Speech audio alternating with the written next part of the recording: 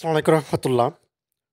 2026 সালের এসএসসি পরীক্ষার্থী যারা, অর্থাৎ 2025 সালে যারা দশম শ্রেণীতে উঠতেছ, তোমাদের শর্ট সাজেশন বা হচ্ছে পুনর্বিশ্বরিত পাঠ্যসূচি দেওয়া হয়েছে ইতিমধ্যে তোমরা জানো, এবং কিন্তু বোর্ড থেকে কিন্তু দেওয়া হয়েছে এটা। তো 2026 সালের এসএসসি পরীক্ষার পুনর্বিশ্বরিত পাঠ্যসূচি, তো বিষয় তথ্য ও যোগাযোগ প্রযুক্তি মানে আইসিটি, তো বিষয়গুলো হচ্ছে 154, ঠিক আছে। তো তোমাদের হচ্ছে সংক্ষিপ্ত সিলেবাস দেওয়া হয়েছে, বারবার বলতেছি শর্ট সিলেবাস। এটি কেন দেওয়া হয়েছে তোমরা ইতিমধ্যে জানো, যেহেতু তোমরা 1 বছর পড়াশোনা করে ক্লাস 10-এ তারপরে কিন্তু তোমাদের এসএসসি পরীক্ষায় বসতে হবে, ঠিক আছে। তো এখন তোমাদের যে সিলেবাস অর্থাৎ আইসিটি বা তথ্য ও যোগাযোগ প্রযুক্তির মধ্যে কী কী রয়েছে সেগুলো আমরা দেখব। প্রথমেই তোমাদের দেওয়া হয়েছে দ্বিতীয় অধ্যায়, ঠিক আছে। দ্বিতীয় অধ্যায়ের মধ্যে কী কী রয়েছে, যেমন কম্পিউটার ও রক্ষণাবেক্ষণ ও সাইবার নিরাপত্তা, ঠিক আছে। এখানের মধ্যে তোমাদের পড়তে হবে পাঠ বা পাঠের শিরোনাম যেটা আছে বিষয়বস্তুর মধ্যে, অর্থাৎ কম্পিউটার রক্ষণাবেক্ষণের সফটওয়্যারের গুরুত্ব, সফটওয়্যারের ইনস্টলেশন এবং কি আনইনস্টলেশন, এবং সফটওয়্যারের ডিলিট, ঠিক আছে, সাধারণ অর্থাৎ ট্রাবল শুটিং, এগুলো পড়তে হবে। এবং তারপরে দ্বিতীয় অধ্যায়ের পরে তোমাদেরকে পড়তে হবে চতুর্থ নম্বর অধ্যায়, ঠিক আছে। চতুর্থ নম্বর অধ্যায়ের মধ্যে কী আছে, যেমন আমার লেখালেখি ও হিসাব, ঠিক আছে। এখানে কি কি রয়েছে, যেমন ওয়ার্ড প্রসেসে আমার লেখার কাজ, অফিস বাটন এবং কি অপশন সমূহ এগুলা, লেখালেখির সাজসজ্জা, টেবিল ও বিভিন্ন ইলিস্ট্রেশন, টেবিল বা সারণী যোগ করা বা ছবি যোগ করা, ওয়ার্ড আর্ট যোগ করা, মার্জিন ঠিক রাখা, ঠিক আছে, করা আর কি, এবং প্যারাগ্রাফের লাইন ব্যবধান নির্ধারণ করা, পৃষ্ঠার নম্বর দেওয়া, বানান পরীক্ষণ সংশোধন করা।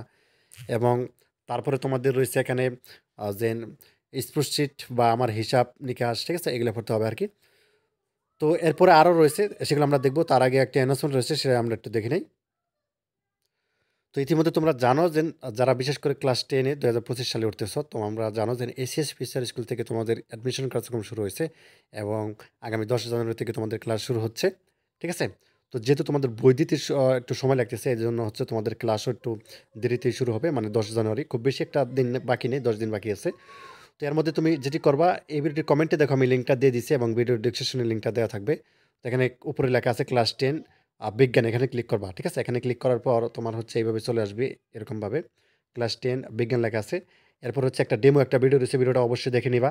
এবং তারপর হচ্ছে আমাদের শিক্ষক, ক্লাস 10-এর সকল শিক্ষকের তালিকা দেওয়া আছে, কে কোন বিষয় পড়াবে তাদের নাম এবং সহ দেওয়া আছে। এবং কোর্স সম্পর্কিত তোমাদের যত ধরনের প্রশ্ন বা কী কী জানতে চাও সেগুলো কিন্তু নিচে দেওয়া আছে, প্রশ্ন এবং আনসার সহ, ঠিক আছে। তো তুমি যেটি করবা, বিশেষ করে তোমরা হচ্ছে যারা অর্থাৎ বিজ্ঞান বলো বা মানবিক বা হচ্ছে তোমাদের কমার্স, সকলেই কিন্তু এখানে ভর্তি হতে পারবা।